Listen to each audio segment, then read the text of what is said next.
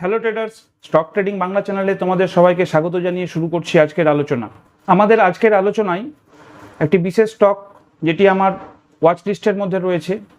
আজকের লাইভ মার্কেটে swing trading practice করার জন্য আমি সেটি বেছে নিয়েছি। তোমরা সবাই জানো যে সারা বিশ্বব্যাপী একটি যুদ্ধের আবহ তৈরি হয়েছে, যার ফলে সমস্ত ওয়ার্ল্ড মার্কেটের যে ইন্ডেক্স এবং তার সাথে সাথে আমাদের ইন্ডিয়ান মার্কেটের যে ইন্ডেক্স তার একটি ডাউনফল বা ডাউন ট্রেন্ড শুরু হয়ে গেছে। কিন্তু তার মধ্যেও আমি বেছে নিয়েছি একটি বিশেষ স্টক, যার বেছে নেওয়ার কারণ সম্পূর্ণ ডিটেলসে বিশ্লেষণ করব আমি আগের ভিডিওতে। যাই হোক, দেখতে থাকো। আর যদি ভালো লেগে থাকে তাহলে অবশ্যই চ্যানেল লাইক করো, শেয়ার করো বন্ধুদের মধ্যে এবং তাদেরকেও দেখার সুযোগ করে দাও। চ্যানেলে যারা নতুন এসছো তারা অবশ্যই চ্যানেল সাবস্ক্রাইব করতে ভুলে যেও না। তবে মূল আলোচনায় যাওয়ার আগে ট্রেডার্স, আমি তোমাদের একবার মনে পড়িয়ে দেব যে আমি সেবি রেজিস্টার্ড কোনো স্টক অ্যানালিস্ট বা ফাইন্যান্সিয়াল অ্যাডভাইজার নই। তাই আমার কথায় সরাসরি আমার বলে দেওয়া স্টকের ওপরে ট্রেডিং বা ইনভেস্টমেন্ট করবে না। ট্রেডিং বা ইনভেস্টমেন্ট করতে হলে তোমরা নিজেরা বিশ্লেষণ করো এবং তোমাদের ফাইন্যান্সিয়াল অ্যাডভাইজারদের থেকে আলোচনা করে তারপরে কোনো স্টকে বিনিয়োগ করা বা ট্রেডিং করা যেতে পারে। ট্রেডার্স, এরকম একটি যুদ্ধের আবহে মার্কেট কীরকম পারফর্ম করছে বা তার বিহেভিয়ার কীরকম হচ্ছে, এই সব কিছু আমরা দেখে নেব। আর এটা দেখার জন্যই আমাদেরকে চলে আসতে হবে আমাদের ল্যাপটপ স্ক্রিনে। আমরা প্রথমেই দেখে নেব নিফটির সিচুয়েশন। আমরা যদি একটি আওয়ারলি ফ্রেমের মধ্যে নিফটির মোমেন্টামটাকে দেখার চেষ্টা করি তাহলে দেখব নিফটি একটি নির্দিষ্ট রেঞ্জের মধ্যে থেকে শুরু করেছিল এবং সেখান থেকে ব্রেকআউট দিয়ে ওপর দিকে যাওয়ার পরে সেখানে আবার পুনরায় ফিরে এসে সেখানে ক্লোজিং হয়। আমি এই মার্ক কেন করেছি, তোমরা যদি পিছনের দিকে গিয়ে দেখো তাহলে এই মার্কের মধ্যেই কখনো এই নিফটি এটাকে রেজিস্ট্যান্স হিসাবে ব্যবহার করেছে, কখনো বা এটাকে সাপোর্ট হিসাবে ব্যবহার করেছে। দেখো, একাধিক সাপোর্ট আমরা এখানে দেখতে পাচ্ছি এবং একাধিক রেজিস্ট্যান্স এখানে দেখতে পাচ্ছি। কখনো বা এই সাপোর্ট রেজিস্ট্যান্স দুটোকেই কোনো তোয়াক্কা না করে সরাসরি নিচের দিকে ডাউনফল শুরু হয় এবং আবার এখানে এসেই এটি ব্রেকআউট দেয় এবং সেই ব্রেকআউট থেকে ওপর দিকে এর মোমেন্টাম চলতে থাকে। একাধিকবার এখানে রেজিস্ট্যান্স এবং সাপোর্ট নেওয়ার জন্যই আমি এই লেভেল সেটিকে নির্ধারণ করেছি এবং আজকের ট্রেডিং সেশনে এর যে মোমেন্টাম সেটাকে দেখার চেষ্টা করব এবং এখান থেকেই আমরা আগামী যে আমাদের প্ল্যানিং সেটাকে নির্ধারণ করার চেষ্টা করব। তবে এই সব কিছুই আজকের এত বড় একটি ফল যদি এবার আমরা এটাকে ডে ক্যান্ডেলে রূপান্তরিত করি, ডে ক্যান্ডেলে গেলে আমরা দেখতে পাচ্ছি যে নিফটি ঠিক কতটা ডাউনওয়ার্ড মোমেন্টাম এর তৈরি হয়েছিল। এবং এরকম সিচুয়েশনে আমাদের যে গত ভিডিওতে বলে দেওয়া স্টকগুলো তাদের যদি অবস্থা একবার দেখে নিই, যেমন মাদারসান সুমি, আমাদের যে হায়ার অ্যান্ড হাই লেভেল ছিল 123 টাকা 30 পয়সায়, কিন্তু ক্লোজ হয়েছে 120 টাকা 80 পয়সায়। সুতরাং আমাদের এখানেই বলার উদ্দেশ্য, যদি আমরা নির্দিষ্ট লেভেলে এন্ট্রি লেভেলটাকে নির্ধারিত করতে পারি এবং কম পরিমাণ কোয়ান্টিটি নিয়ে ট্রেড করার চিন্তাভাবনা করি তাহলে আমাদের কিন্তু কোথাও বড় কিছু হারিয়ে ফেলার বা বড় লস করার সম্ভাবনা খুবই কমে যায়। ঠিক একইভাবে যদি আমরা আইআরসিটিসির ক্ষেত্রে দেখি, এই স্টকগুলো সবই কিন্তু আমি লাস্ট ভিডিওতে তোমাদের সাথে আলোচনা করেছিলাম। এখানেও লেভেল আমরা যেটা পেয়েছিলাম সেটি হচ্ছে 1068 টাকা 80 পয়সায়, কিন্তু স্টক ওপর দিকে মোমেন্টাম করার বদলে নিচের দিকে ডাউনওয়ার্ড মোমেন্টাম হয় এবং 1029 টাকা 50 পয়সায় এর ক্লোজিং আসে। সুতরাং এক্ষেত্রেও আমরা দেখতে পাচ্ছি সে ওয়ার লাইক সিচুয়েশনই হোক বা কোনো নিউজ বেস প্যানিকই তৈরি হোক না কেন, মার্কেট যদি ডাউনওয়ার্ড মোমেন্টাম শুরু করে সেক্ষেত্রে আমরা যে লস করব তার প্রবণতা অনেক বা সম্ভাবনা বলা যেতে পারে অনেকটাই কমে থাকে। আমরা কখনোই প্যানিকের শিকার হব না। এই প্যানিক যদি আমরা না করি এবং সঠিক ডিসিপ্লিনের মধ্যে যদি আমরা ট্রেড করতে পারি তাহলে আমরা প্রত্যেক দিন না হলেও আমরা কখনোই প্রত্যেক দিন তো টার্গেট নেবই না যে আমরা ট্রেড করব এবং সেখান থেকে প্রফিট জেনারেট করব। আমরা চেষ্টা করব মান্থলি একটা টার্গেট রাখা এবং সেই টার্গেটটাকে অ্যাচিভ করার চেষ্টা করব।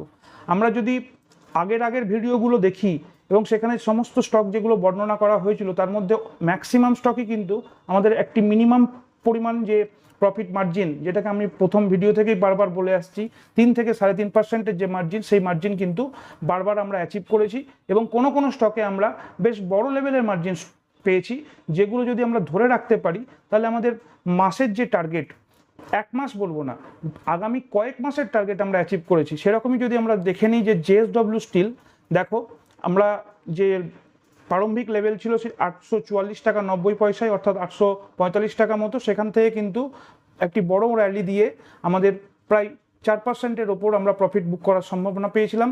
এরপরে যদি আমরা দেখে নিই ভিডিএল এর লেভেল ছিল 289 টাকা 25 পয়সা, সেখান থেকে কিন্তু 28%-এর একটা মোমেন্টাম আমরা পেয়েছি। দেখো, এতটা মোমেন্টাম ক্যাপচার করা খুবই একটা দুঃসাহসিক ব্যাপার। খুব ধৈর্যের সাথে এবং মাইনুটলি সেটাকে যদি ফলো করেন, প্রপার ডিসিপ্লিন যদি এর মধ্যে রাখা যায়, তাহলে কিন্তু আমরা এই ধরনের মোমেন্টাম ক্যাপচার করতে পারি।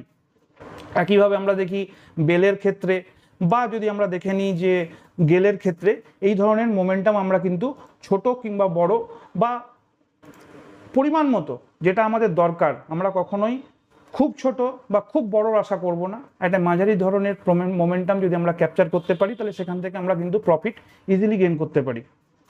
যাই হোক ট্রেডার্স, এবারে আমরা ফিরে আসবো আমাদের আজকের যে মূল স্টক সেটির ওপরে, এবং কেন আমি এটা বেছে নিয়েছি এইরকম একটি ওয়ার্ল্ড লাইক সিচুয়েশনে, যেখানে ইন্ডেক্স লাগাতার নিচের দিকে ডাউনওয়ার্ড তার মোমেন্টাম তৈরি করছে, একটা ডাউন ট্রেন্ড শুরু হয়ে গেছে, তার মধ্যেও কিন্তু এই স্টক একটা ব্রেকআউট লেভেলে দাঁড়িয়ে রয়েছে।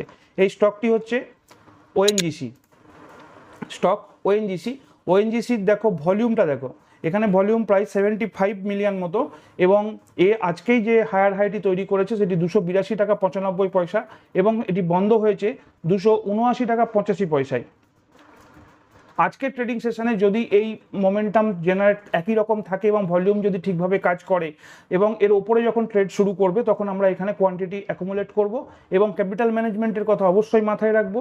প্রথমে ছোট ক্যাপিটাল দিয়ে ছোট কিছু কোয়ান্টিটি আমরা বুক করব, এবং সেখান থেকে যখন মোমেন্টাম শুরু হবে তখন আমরা আস্তে আস্তে পিরামিডিং করার চেষ্টা করব, এবং যতটা সম্ভব আজকের ট্রেডিং সেশনে না হলেও যদি কালকে কিংবা তার পরের দিন যদি এর মোমেন্টাম লাগাতার থাকে, তবে আমরা এখান থেকে হ্যান্ডসাম প্রফিট ক্যাপচার করার চেষ্টা করব।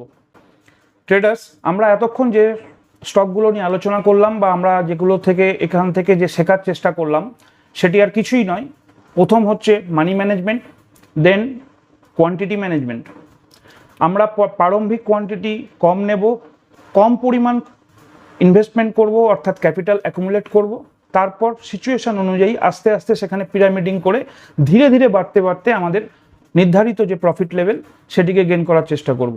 আমাদের ভিডিওর আলোচনার মূল উদ্দেশ্যই হচ্ছে সুইং ট্রেডিং প্র্যাকটিস করা, এবং যতটা সম্ভব রিয়াল মার্কেটে না করে খাতায় বা কপি কিংবা এক্সেলের মধ্যেও আমরা করতে পারি। আমি সাধারণত যেটা করে থাকি সেটা তোমাদের সাথেই আলোচনা করছি। আশা করছি তোমাদের ভালো লাগছে। যদি ভালো লাগে তাহলে অবশ্যই লাইক করো, ভালো না লাগলে ডিসলাইকও করতে পারো।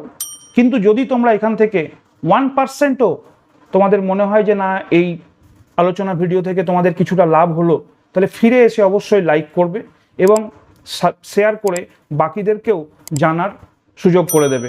আর যারা চ্যানেলে নতুন তারা অবশ্যই চ্যানেল সাবস্ক্রাইব করো, কারণ আমি দেখছি অনেক ভিউ হচ্ছে কিন্তু ভিউয়াররা নন সাবস্ক্রাইবার। সুতরাং আমি তোমাদেরকে অনুরোধ করছি যে চ্যানেল সাবস্ক্রাইব করো এবং বেশি বেশি করে লাইক করো। আর কোনো রকম সন্দেহ থাকলে বা কোনো রকম যদি দ্বিধা থাকে কোনো বিষয় নিয়ে, অবশ্যই কমেন্ট করবে, কারণ প্রত্যেকটি কমেন্ট আমি পড়ি এবং সেখানে যথাসাধ্য আমার যতটা সম্ভব ততটা আমি সেখানে গাইডেন্স দেওয়ার চেষ্টা করি, যতটা আমি জানি আমার লেভেল অনুযায়ী। ওকে ট্রেডার্স, আজকের মতো এখানেই শেষ করছি। ভালো থেকো, সুস্থ থেকো। জয় হিন্দ, জয় ভারত।